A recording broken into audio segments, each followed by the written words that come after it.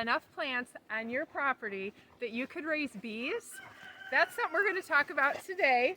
I'm all tangled up in some of our plants here. But if you're new around here, my name is Heidi Cooper, and my website is cooperfamilyprinting.com, where we do custom spiral bound books, much like this one, from your PDF. We also specialize in public domain books because we feel that the wisdom of those who went before us is priceless. So you can find us at cooperfamilyprinting.com. So today we're going to be taking a peek into one of those public domain books that's all about bees and raising bees, and it's called The Honeybee, a manual of instruction in apiculture. So this is all about raising bees, and it is just a wealth of information.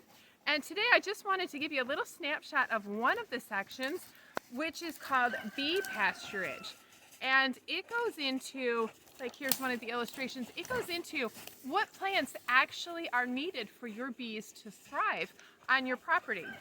Now, I was fascinated because we do actually have a good amount of these plants on our property. We have some bees on order that will be here in late April. By the way, if you haven't ordered bees and plan to, you really need to get on that before they're sold out, because you'll want to bring them into your property in late spring, depending on where you're at.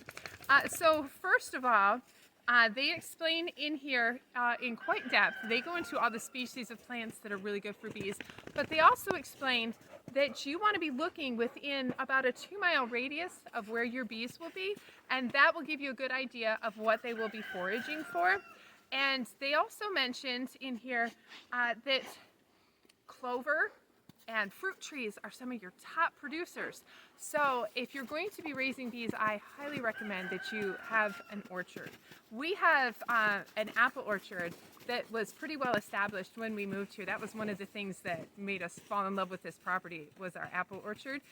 So we have a beehive over there, and we'll be putting one a little bit behind me here. There's some pear and cherry trees we've started there that I think will be really good for the bees as well.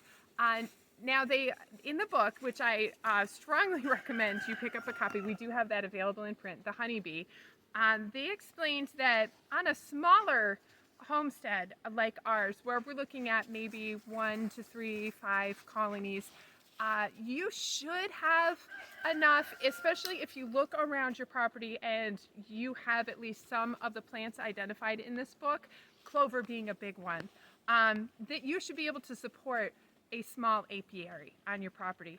If you're looking at a bigger setup with a lot more hives, then you actually have to start planting on purpose to support the bees, and they go into that as well.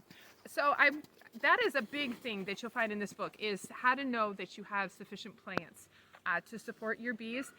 And one surprising thing I noticed in here is that your ornamental fancy flowers that everyone puts in their flower beds really are not what the bees go for.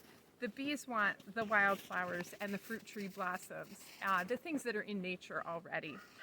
So I just wanted to, before we get out of that bright sun, it is such a beautiful, bright day today, I wanted to just give you some of the table of contents so you know what's in this book.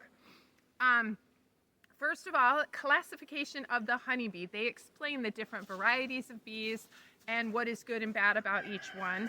We will be getting carniolans here in April, late April. Ours will be arriving. The kinds of bees composing a colony and the bee products that they produce. So the better you understand your bees, of course, the better you can care for them. Quieting and manipulating bees when you do need to inspect the hive. The process of establishing an apiary. The equipment, hives, and the implements that you will need. Let's see what's on the second page here. The bee pasturage, which is the chapter I was just talking about that explains all the plants that you want to have thriving bee colonies. Spring manipulation, securing surplus honey and wax, rearing and introducing queens, increasing your colonies. Wintering bees, that's something that we are still working on getting good at. This will be our second season raising bees, and wintering is tricky, particularly here in northern Michigan. So we'll be looking closely at that chapter. And then diseases and enemies of bees. And this is things like spiders, wasps, even lizards or birds that could be attacking your bees. So I encourage you, if you're going to be looking into raising bees and you also appreciate the wisdom of the past, pick up a copy of The Honey Bee, a manual of instruction in apiculture. We have that at cooperfamilyprinting.com in this handy spiral binding. So you can start your bee colony. All right, I'll see you next time.